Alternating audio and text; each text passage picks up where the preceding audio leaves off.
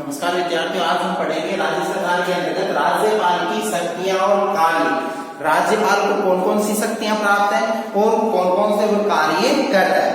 हम सबसे पहले कुछ सामान्य सी जानकारी राज्यपाल के बारे में अर्जित कर लेते हैं, जिसमें बताया गया है कि संविधान के द्वारा, इसमें कि भारतीय संविधान के द्वारा क्या किया गया है कि संविधान के द्वारा राज्यपाल को पर्याप्त और व्यापक यानी बहुत ही ज्यादा उसको शक्तियां दी गई। पर्याप्त है शक्तियां, जो उसके पद के अनुसार उसको जो शक्तियां दी गई वो पर्याप्त है, और व्यापक बहुत ज्यादा उसको शक्तियां दी गई है, विस्तार से उसको शक्तियां दी गई है।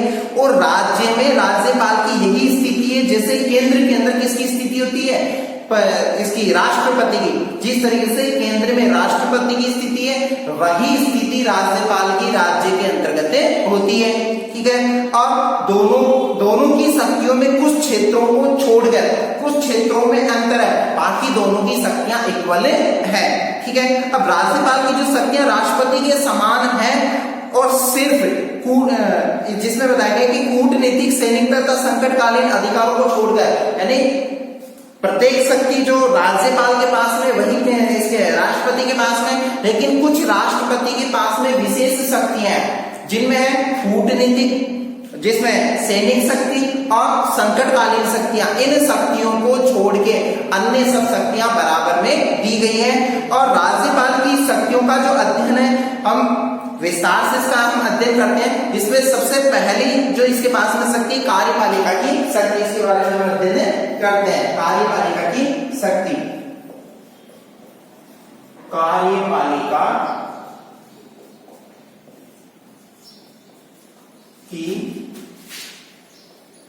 शक्ति। अब देखो कार्यपालिका की जो शक्ति जो दे रखी है उसके बारे में हम अध्ययन करते हैं कि क्या है कार्यपालिका की शक्ति। कि राज्य की कार्यपालिका शक्ति राज्यपाल में निहित है। यह शक्ति किसमें होती है? राज्यपाल में निहित है। मतलब यह शक्ति किसके अंतर्गत है?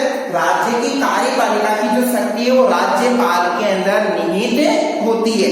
ठीक है, और जिनका प्रयोग वह स्वयं अपने अधीनस्थ पदाधिकारियों के माध्यम से करता है। राज्यपाल इन शक्ति का प्रयोग अपने अधीनस्थ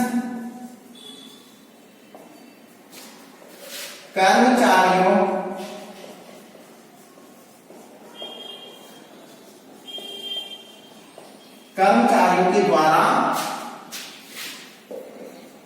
करता है।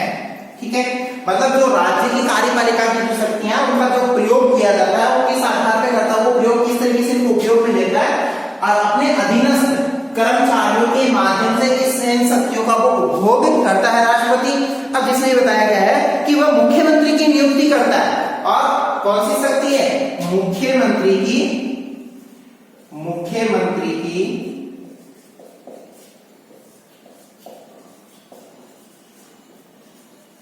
नियुक्ति करता है। मतलब राज्यपाल क्या कर रहा है? किसकी नियुक्ति कर रहा है? मुख्यमंत्री की नियुक्ति किसके द्वारा की जाती है? राज्यपाल के द्वारा की जाती है, और उसके परामर्श पर अन्य मंत्रियों व अधिकारियों और राज्य लोक सेवा आयोग के अध्यक्ष और सदस्यों की नियुक्ति करता है। उसके परामर्श से मंत्रियों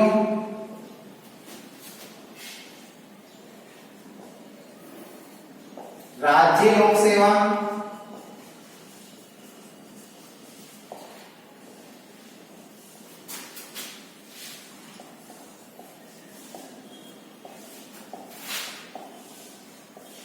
अध्यक्ष व सदस्य तथा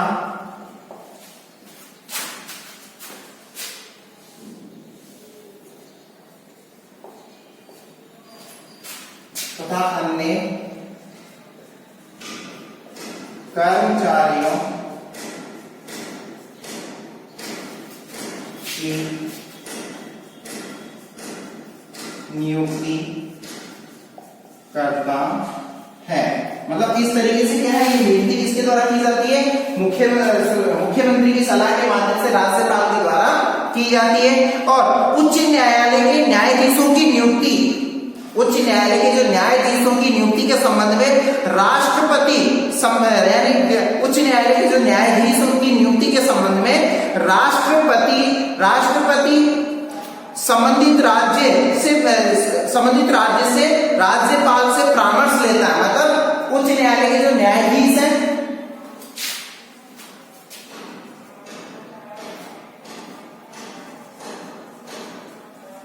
उच्च न्यायालय के न्यायाधीश की नियुक्ति के संबंध में उच्च न्यायालय के न्यायाधीशों की नियुक्ति के संबंध में राज्यपाल को राष्ट्रपति परामर्श देता है। मतलब उच्च न्यायालय के जो न्यायाधीश है, मतलब हाईकोर्ट के जो जज है, उनकी जो नियुक्ति की जाएगी उस संबंध में राज्यपाल को परामर्श देते हैं, सलाह देते हैं। कौन देते हैं, राष्ट्रपति देते हैं। राष्ट्रपति के अनुसार ही उसे क्या करनी पड़ती है, उच्च न्यायालय के जजों की नियुक्ति करनी होती। ठीक है, अब इसी के अंतर्गत देखो आगे की जो स्थिति है जिसमें बताया गया है कि राज्यपाल की कार्यपालिका शक्तियां राज्य सूची में उल्लेखित विषयों तक विस्तृत है।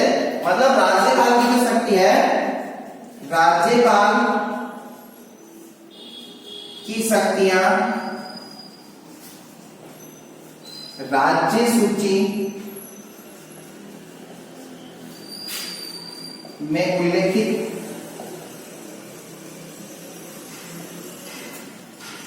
विषयों तक,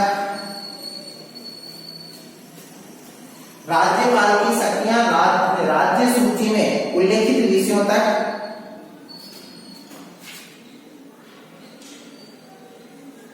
हैं। ठीक है, इस तरह से इसको शक्तियां दी गई है कार्यपालिका से संबंध। अब मंत्रियों के बीच कार्यों का विभाजन करता है। कौन करता है, राज्यपाल मुख्यमंत्री की सलाह से मंत्रियों के मध्य कार्य विभाजन का कार्य भी किसके द्वारा किया जाता है, राज्यपाल के द्वारा किया जाता है। और जो है मुख्यमंत्री को किसी मंत्री के व्यक्तिगत निर्णय को संपूर्ण मंत्रिमंडल के सम्मुख विचार के लिए रखने को भी कह सकता है।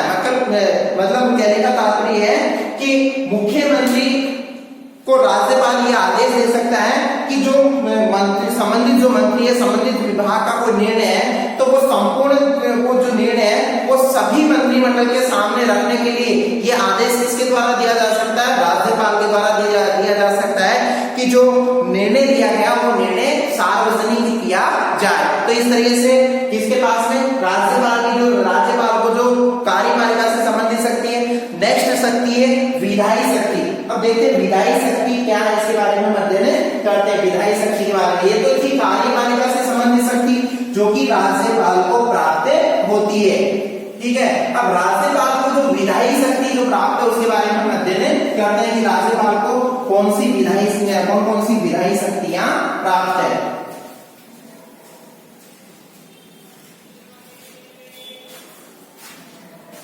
विधायी शक्ति, और देखो विधायी शक्ति के अंतर्गत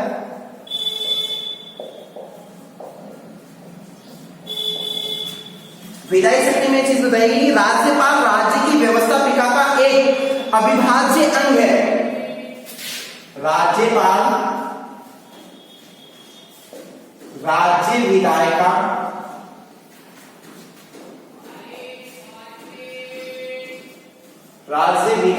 का एक अभिन्न अंग है। ठीक है, राज्यपाल राज्य विधायिका का क्या बताया गया, एक अभिन्न अंग के रूप में बताया गया है। और विधायी क्षेत्र में उसे महत्वपूर्ण शक्तियां प्राप्त है तथा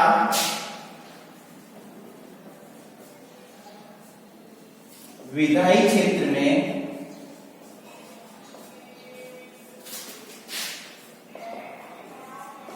महत्वपूर्ण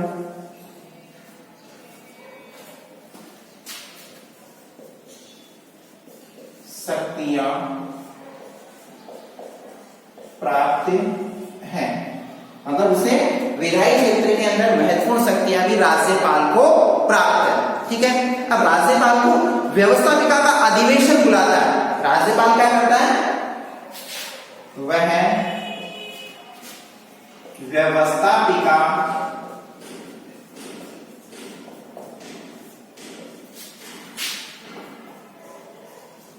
का अधिवेशन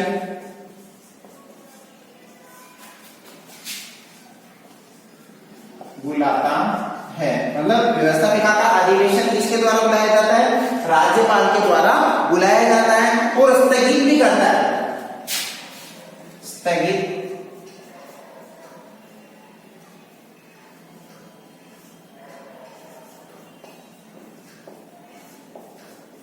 क्या करता है? ये स्थगित भी करता है राज्यपाल।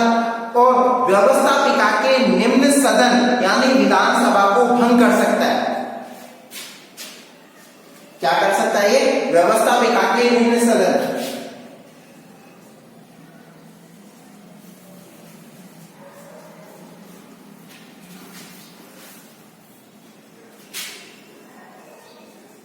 व्यवस्था पिता के निम्न सदन को भंग भी करता है। क्या करता है? व्यवस्थापिका के निम्न सदन को भंग भी करता है। कौन करता है? ये राज्यपाल कर सकता है। इसके पास में ऐसी शक्ति इसको प्राप्त है। ठीक है, अब देखो भंग कर सकता है। और आम चुनाव के बाद विधानमंडल की पहली बैठक को संबोधित करता है। विधानमंडल की पहली बैठक को संबोधित करता है। राज्यपाल क्या करता है? विधानमंडल की जो पहली बैठक जो होती है उसको संबोधित करने का कार्य भी करता है। पहली बैठक को संबोधित करता है, उसके बाद भी वो विधानमंडल को संबोधन संदेश भेज सकता है। मतलब पहली बैठक को तो संबोधित करेगा, लेकिन उसके अंततोगत्वा बाद में भी वो क्या है कि संदेश भिजवा सकता है जिसको उसे संबोधित करना हो। और राज्य विधानसभा द्वारा पारित विधेयक पर राज्यपाल की स्वीकृति आवश्यक है। जो विधेयक पर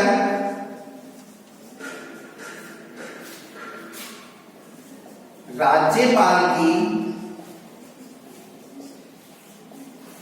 स्वीकृति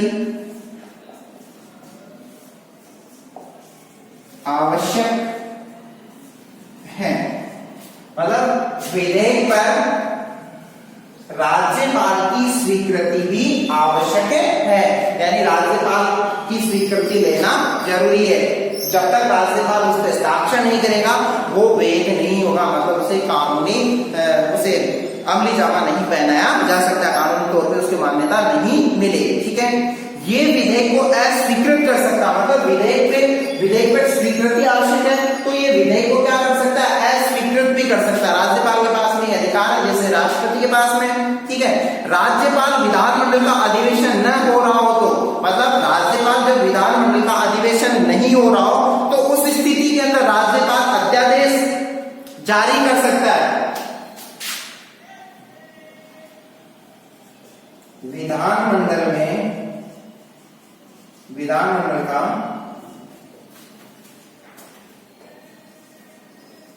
अधिवेशन नहीं हो रहा हो तो अध्यादेश जारी कर सकता है। मतलब मतलब जब अधिवेशन मतलब कोई बैठक वगैरह नहीं की जा रही है विधानमंडल की किसी भी तरह की, तो उस समय आदेश जारी भी कर सकता है। कौन कर सकता है? ये राज्यपाल के पास में ये शक्ति है। और यदि 6 सप्ताह पूर्व ही विधानमंडल इस अध्यादेश को अस्वीकृत कर दे तो उस अध्यादेश को उसी समय समाप्त समझा जाएगा। मतलब 6 सप्ताह पूर्व जो राज्यपाल के द्वारा अध्यादेश जारी किया गया और उसको विधानमंडल अस्वीकृत कर देता है, मतलब उसको समाप्त कर देता है, तो वो क्या समझा जाएगा? समाप्त समझा जाएगा। तो इस तरीके की शक्तियां इसके पास में प्राप्त है। किसके पास में?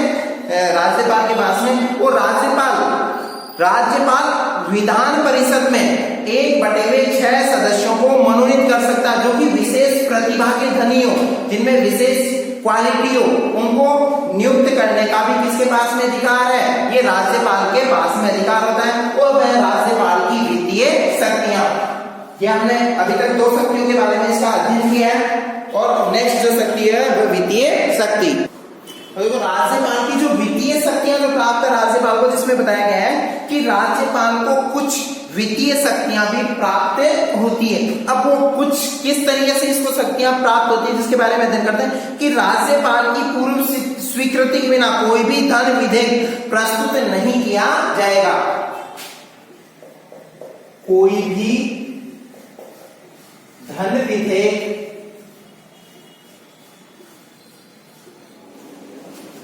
राज्यपाल की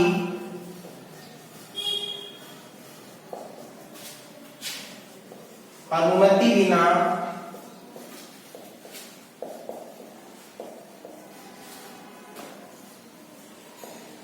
स्वीकृत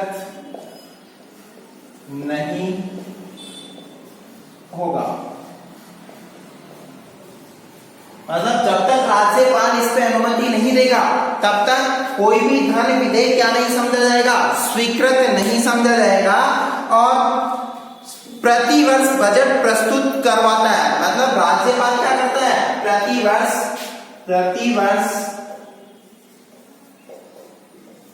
वह बजट प्रस्तुत करवाता है। यानी राज्यपाल प्रतिवर्ष क्या करवा रहा है? यानी राज्य सरकार से यानी कार्यपालिका से बजट प्रस्तुत करवाने का कार्य करता है राज्यपाल। और अधिक अनुदानों की भी मांग कर सकता है। मतलब वो क्या कर सकता है? ज्यादा से ज्यादा, मतलब उसकी अनुमति के बिना किसी भी अनुदान की मांग नहीं की जा सकती।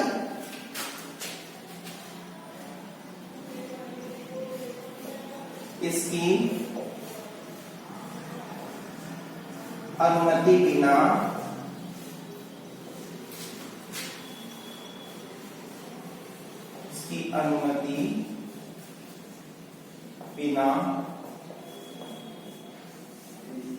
अनुदान की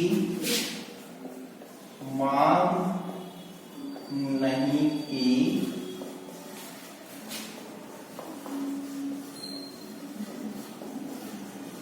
मतलब राज्यपाल की अनुदान के लिए क्या करना आवश्यक है? अनुमति देना आवश्यक है। जब तक राज्यपाल किसी अनुदान के लिए मांग नहीं स्वीकृति नहीं देगा तब तक उस अनुदान की मांग नहीं की जा सकती। ठीक है।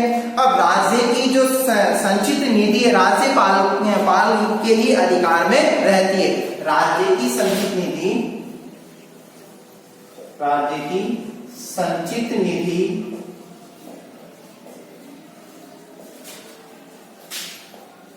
राज्यपाल के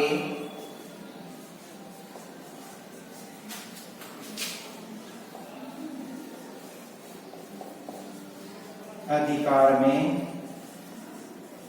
रहती है।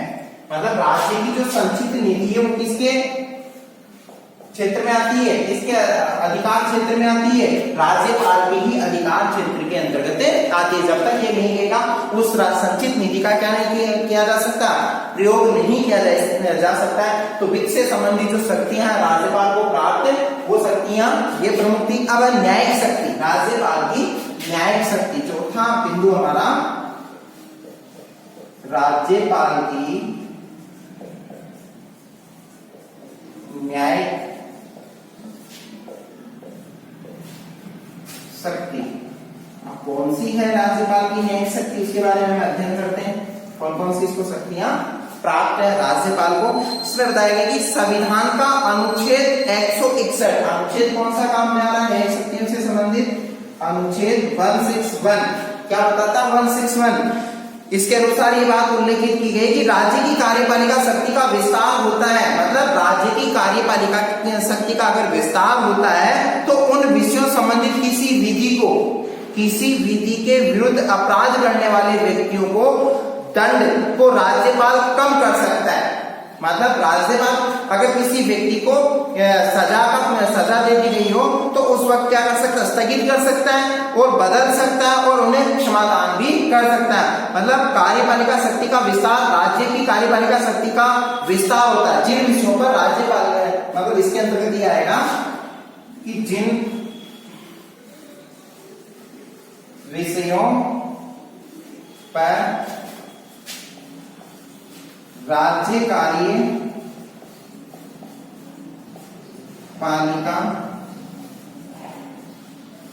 शक्ति का विस्तार होता है तो मतलब जिन विषयों पर राज्य कार्यपालिका शक्ति का विस्तार होता है तो उस स्थिति में क्या हो सकता है कि किसी विधि के विरुद्ध अपराध करने वाले व्यक्तियों को, मतलब किसी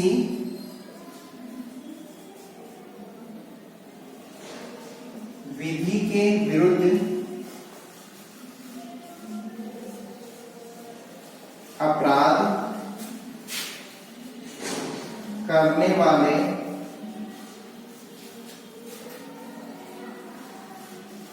व्यक्ति के दंड को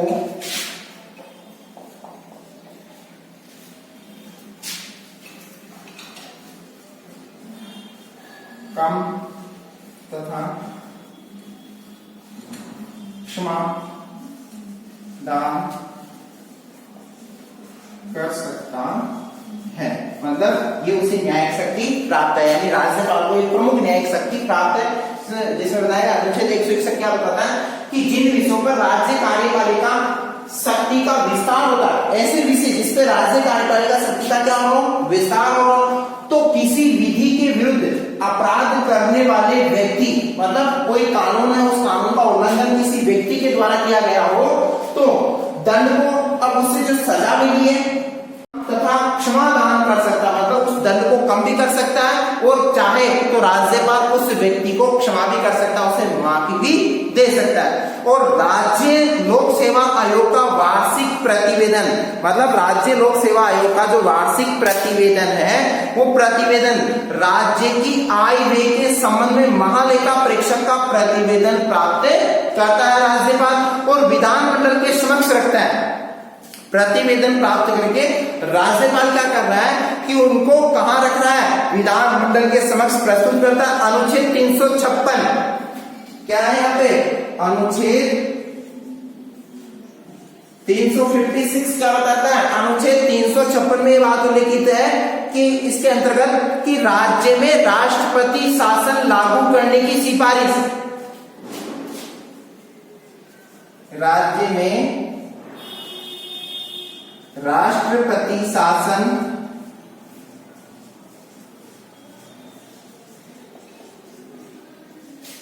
लागू करने की सिफारिश, मतलब राज्य के अंदर राष्ट्रपति शासन लागू करने की सिफारिश केंद्रीय मंत्रिमंडल द्वारा की जा सकती है। केंद्रीय मंत्रिमंडल द्वारा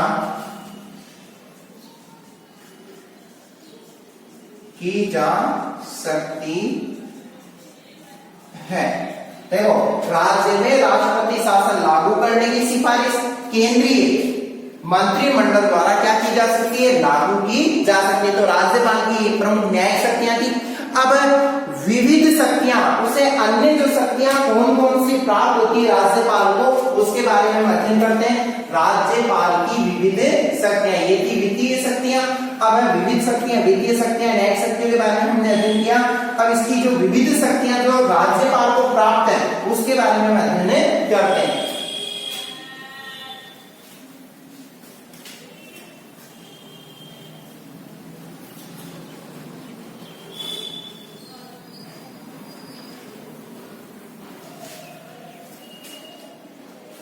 राज्यपाल की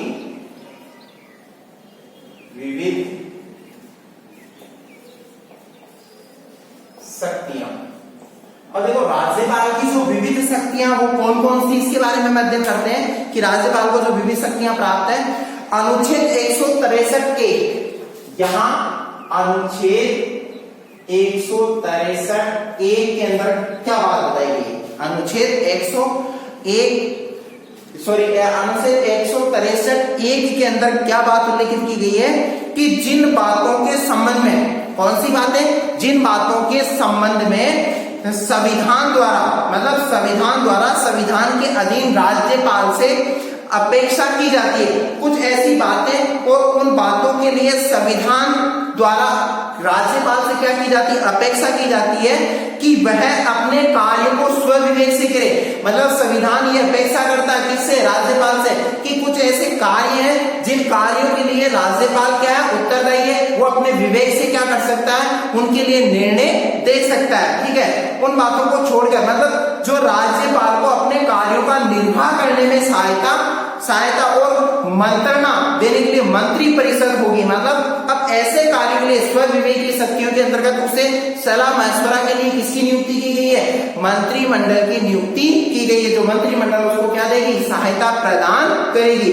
और सहायता प्रदान जो करेगी, जिसमें बताया गया है कि इसमें संविधान के द्वारा राज्यपाल को स्वविवेकीय शक्तियां प्राप्त नहीं की गई है और संसदात्मक शासन की परंपरा के अनुसार उससे आशा की जाती है कि वह संवैधानिक प्रधान के रूप में ही कार्य करेगा।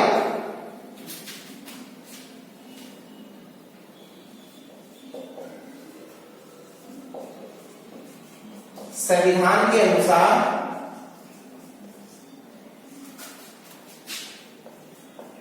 राज्यपाल को स्वविवेक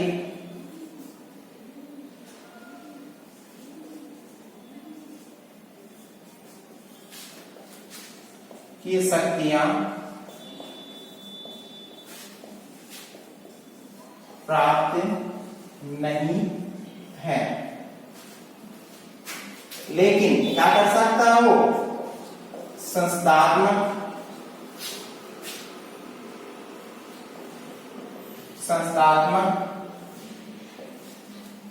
व्यवस्था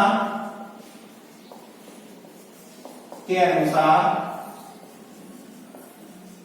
संस्थात्मक व्यवस्था के अनुसार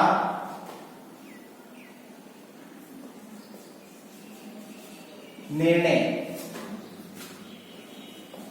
कर सकता है। स्वविवेक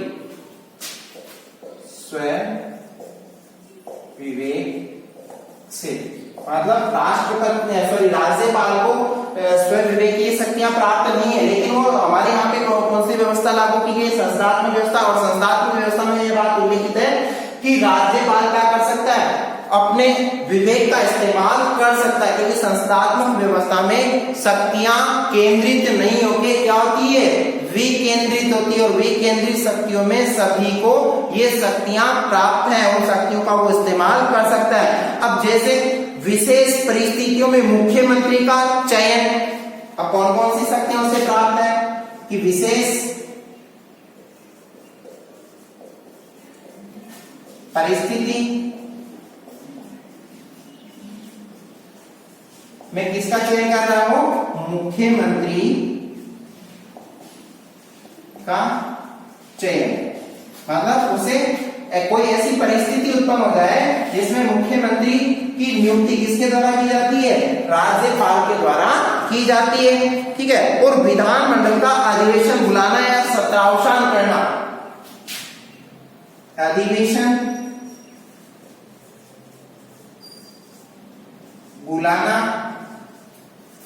व सत्रावसान करना। ठीक है, इस तरीके की शक्तियां किसको प्राप्त है? ये राज्यपाल को प्राप्त है। और विधानसभा का विघटन और मुख्यमंत्री से सूचना प्राप्त करना। विधानसभा का क्या कर सकता है? विधानसभा का विघटन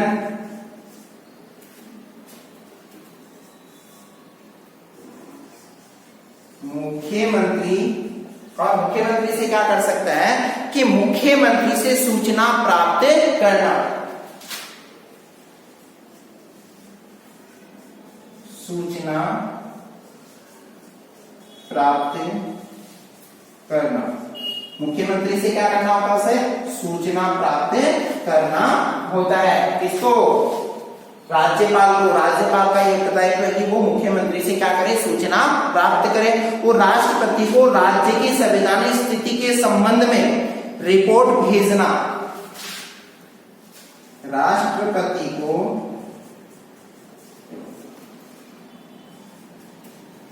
राज्य की संवैधानिक स्थिति की रिपोर्ट देना। ये किसका उत्तरदायित्व होता है? राज्यपाल का होता है। तो ये विविध शक्तियां उसके पास में, राज्यपाल के पास में उपलब्ध रहती है। बहुत सी और भी शक्तियां हैं जो कि राज्यपाल को प्राप्त है, और इन शक्तियों का वो क्या कर सकता है? प्रयोग कर सकता है।